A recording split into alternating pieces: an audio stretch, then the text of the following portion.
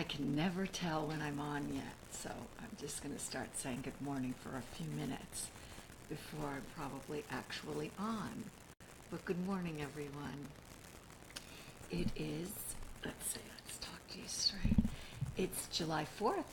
It is Tuesday, July 4th, and hoping everybody is having a great day off and celebrating and thinking and pondering and reflecting. Certainly on the 4th, I feel like this July 4th may be a more auspicious July 4th than the ones in the past. Hey, Jacob, good morning. How are you? It's good to see you here, Jacob. Hey, Eugene, Jean, Faba, how are you, sir? Let's see. Yeah, happy 4th, Jacob. What are you doing today for the 4th? Are you doing anything exciting or fun or just relaxing or what is it? You know, it's so funny. I sit here in my hair is good. Serena Buski's in the house, everyone. Yay, yay, yay. And we're going to talk about encaustic today, Serena. So you're the perfect person to have in the house. You're always the perfect person. Let's see. Jacob is doing what? Your mom is in town. That's right. You had said that yesterday on Cheddar. Hi, Mom. Is she watching the show, Jacob? Hi, Roy. Good morning. Oh, Serena, a barbecue? And I'm sorry, Serena, we weren't invited? It's totally okay, because we're actually going on vacation today. But you may be going to a barbecue. You're not having one, because I know you would have invited me. So, Jacob, is your mom with you right now? Because I want to know. No, I can't, Serena. Thanks for the invite. We're going on vacation, so we're going out to the West Coast, and then when I get back, I have the pleasure of installing your work in the Flatiron, which I'm really looking forward to. So, yeah. Oh, Mom's not there yet, Jacob? Okay, I would have liked to have met her here. So who else do we have with us this morning? We have Nader, is that correct? Not always sure if everybody wants me to shout them out, but I feel like it. I think it's really nice that you're all here, and it means Finello, good morning. It means so much to me, so I shout you out. That's me. So I think I have a good show for you today. So let's talk, because you know what this is? It is Smart Start. It's a way to start your day. Hi, Robert. It's so nice to see you here, Robert. Thanks for joining. It's a way to start your day with a piece of art. And my premise has always been that looking at art helps us regroup, refocus, lose ourselves, find ourselves anew, think about how we see, think about what we're looking at, bringing meaning, our own meaning to art, which that's what it's there for, to you bring yourself to it. And so therefore I feel strongly that we can find ourself, the self, within art. You don't have to know a lot of art history. You don't have to know any art history. And this program isn't about art history, although I do give you a fair amount of information. This is a conversation. And so if I'm just hearing myself, which you can imagine gets pretty dull, what I want is for you to write and tell me what you think as well, okay? So this is a conversation between you and me, among us, between us. Okay, so for 4th of July, good morning, Eunice. It's so nice to see you here, too. I want to hear what everyone's doing for 4th of July, too. You know, ever since when we were growing up, I grew up in a very special neighborhood. It was just amazing. And we had this fabulous swimming pool and tennis court and everything else. And we just had a ball. It was just freedom, running, barefoot, playing, jumping. So being in the city, it's a little different. And although we have had weekend places that we've gone to, we kind of never wanted to have a quote-unquote country home. I didn't want to do all the jostling back and forth or whatever. So on this 4th of July, we're in the city because we're leaving later today. We're flying out. But we also like 4th of July in the city because of the fireworks, which we're not going to get to see today, the Macy's fireworks. So it's actually very festive and fun here. So I'd like to hear what you guys think or what you guys are doing. So for the first, I could not do a 4th of July without Jasper Johns. Yes. Jasper John's flag. let's look at Jasper Johns. That is not a detail, that's the full flag. This is encaustic, Serena, correct? Maybe Serena wants to talk a little bit about encaustic for us. This flag is a very important piece by Jasper Johns. And can you tell me a little bit, anybody, just one word, 2 words, just tell me what you see here. If you don't, I'm going to fill it in, obviously. But if you just tell me a little bit about what you see, because I find it very interesting as we look at this flag. I feel like Johns uses the flag as a framework to talk about America, to talk about politics, to talk about life in America. He had dreamt that he wanted to make a flag, and then he started to do a series of flags. What is so unique about this flag is that it, first of all, it's off the wall a bit. It's encaustic oil and collage on fabric mounted on plywood, and it's 3 panels. And so when you see it, it's at the MoMA, it's slightly off the wall. But you also look at it, and because it's encaustic, here, Serena weighed in. Encaustic, good morning, Diane. It's so good to see you. Happy 4th to you, too. Wondering what everyone's doing today. So encaustic is the use of wax and damer resin fused with heat onto a surface. The first culture that we know of that used encaustic were the Egyptians. The ancient Egyptians used caustic in their Fayum portraits and such. And so it really is this this tradition, this amazing way to paint. And what happens with it, as Serena knows, is that it creates this luminous surface and the layers that you can get. Oh, you just saw it at the MoMA? Isn't it amazing to see it again, Serena? Good morning, Linda. What I love about the Jasper Johns flag is I do feel it's truly emblematic. It's truly an emblem of America. It is not the clean, perfect red, white, and blue that we look at, that we pledge allegiance to, that we have in classrooms, that we have all over America. No, this flag is layered. It's slightly dirty. It's slightly off. There's so much, it's layered like America is layered. And what's so amazing about the layering, good morning, Tarot, is I'm going to show you a detail of it. He layers it with newspaper articles underneath, can you see that in the underneath? Good morning, Stephanie. We have a very good artist, several very good artists. Good morning, Gerard. You know I love Serena Buski, and she's on the thread.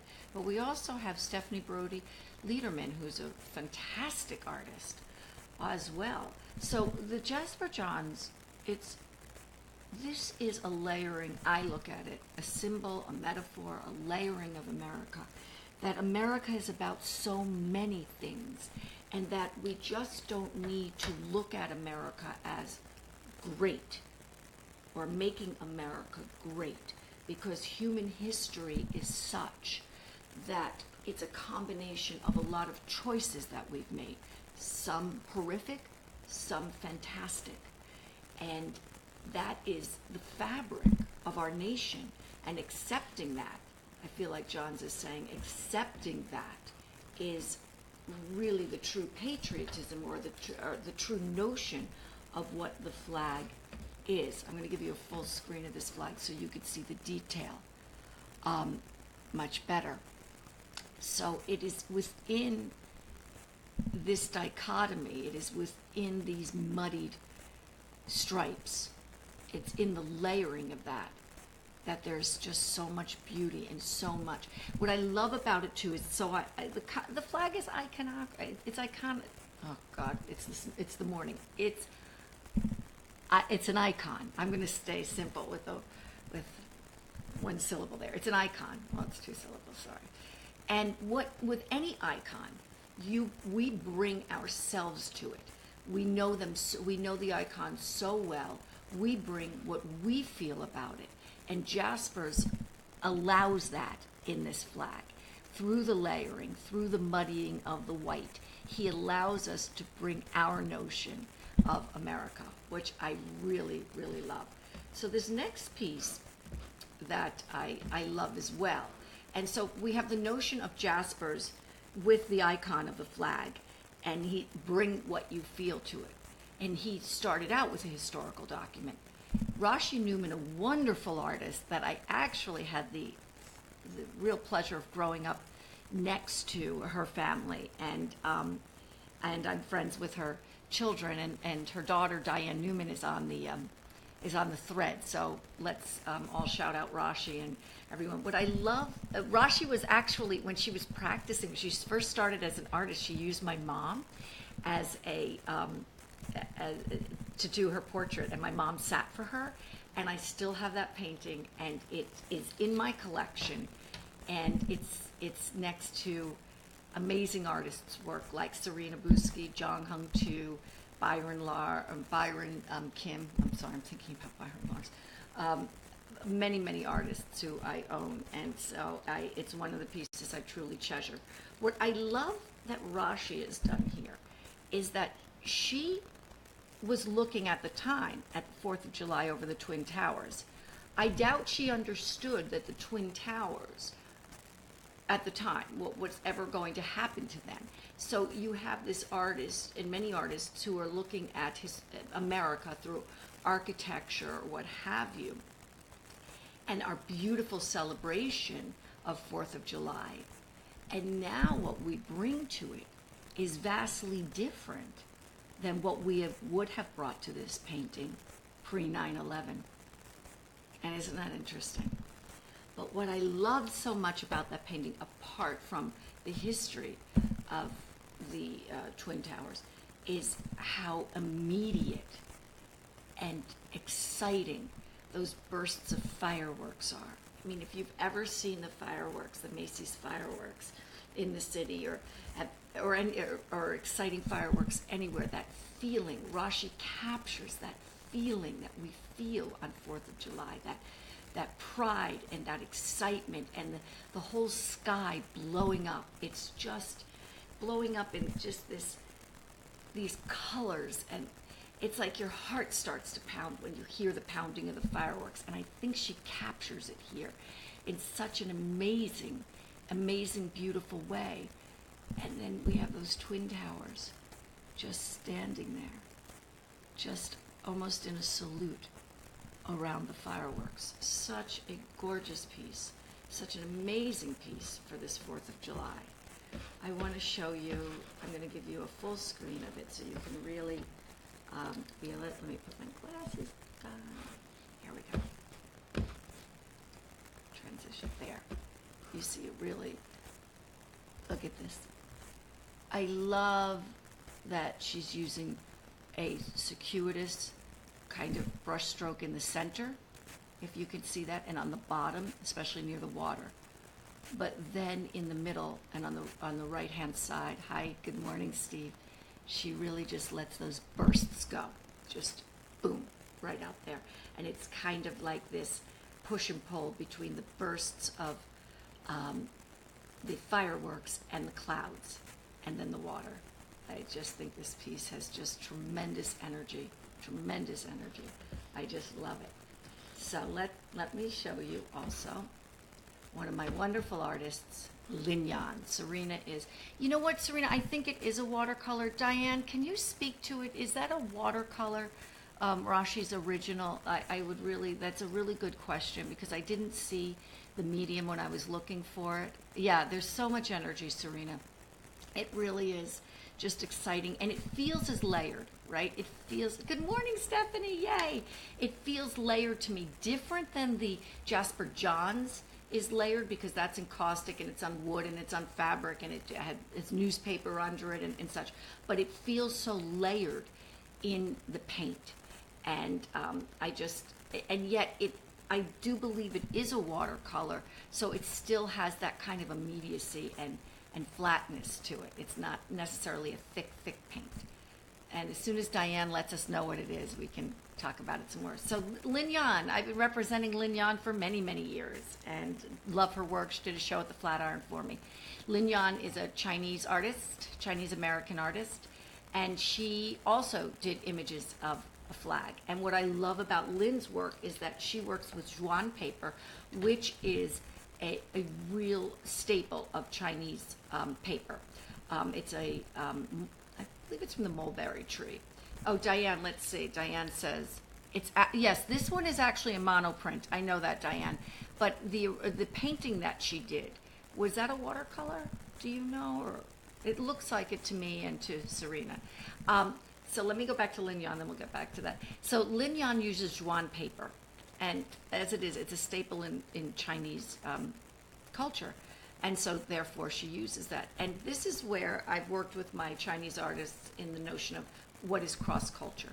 And so Lin Yan came to the States, just like Zhang Heng Tu and my other Chinese artists. A monoprint form done with oils. Rashi's on! Everybody, this is Rashi Newman's piece, as you know, and she's on the thread with us. So I know you all want to tell her how great this work is. And it really is, Rashi. We really love this. Really, really wonderful. I'm going to go back to it. So after Lynn, so with Lynn, Lynn is always looking at architecture, and she went back to China, I guess mid-90s or so, and as she tells the story, she didn't even realize the neighborhood that she was in was where she grew up, that China had changed so much, Beijing had changed so much. And she found her old studio, and she took a piece of brick from it, and then she started to mold these bricks, and also the bricks from her Brooklyn studio. Messenger audio. And so she uses the bricks as a way of looking at, and architecture as a way of looking at her life. What I love about this piece is it actually has a piece of plexi over it, and that's where she etched the stars. She etched it on the plexi, which I think is really something. It's a wonderful, wonderful piece, and it's looking at the American flag through an immigrant perspective, which I think is fantastic. Good morning, Stephen. It's very nice to see you. And then we have my good friend and artist, Say Adams. Say Adams is just one of the most interesting guys. First of all, he was the creative director at Def Jam Records. Oh gosh, I'm going to say early 90s or so, and he really created, through graphic design, the whole look of Def Jam. And now he's working as a fine artist. And this piece, he recently had a piece in the permanent collection of the New African American Museum in Washington. And Say's look at the flag is different than Lin Yan's as an immigrant, and Jasper John's. Say is a Black American, African American, and he takes a look at the flag in a different way. And I love that the African American Museum acquired his work. Hi, Joseph. And again, he's layering the flag like John's did, and he's using a lot of newspaper and images in the background. So once again, three artists, Jasper Johns, Lin Yan, Say Adams, we have them looking at one of the most historical and iconographic images in American history, and putting their take on it, and allowing us, because it's such an icon, that we can bring to it what we bring to it. Hi, Meryl. It's very nice to see you, Meryl Green. I want to go back. And then with Rashi's piece, we have now these icons and such history with the Twin Towers. So much history, tragic, in many ways, so much has been said. It's still beyond words for so many New Yorkers. And she lights up the sky with these amazing fireworks that we all have here for 4th of July, and feel, it makes you feel so patriotic and so happy to be part of this American fabric, this American dream. Hi, James. And what I love about what she has done is she has really captured the essence of this holiday. She's captured it so well, and the feeling of it. and the emotion of it. And so I think it's the perfect name, Glorious Fourth, because the fourth is glorious. And so I want to know what everyone is doing today. I hope you all have a wonderful Fourth. We're traveling. We're going out to the West Coast for a week. It's a vacation before our son will be going off to college in August, which he's going to Boston University, which we are so excited about. Perfect place for him. And I just thank you for joining me on this 4th of July morning, and I just want everyone to have a wonderful day. I want to send a shout out to Charles McGill, a phenomenal artist, one of the greatest artists I know, one of the greatest contemporary artists I know, and that sang a lot. And just to let him know that we are thinking about him so much and wishing him well. And everybody have a great day. Travel safely. Thank you, Serena. And I am going to try to come to you. I'm going to try to do our Smart Start from my trip, but it may be tricky. Tomorrow morning we're taking a flight to San Francisco, and then we'll be driving. Tonight we're flying out, but there's a lot of switching, so I probably won't be at this time. But please check back on my Facebook page and look forward, and let's continue that dialogue. Remember that this is a conversation.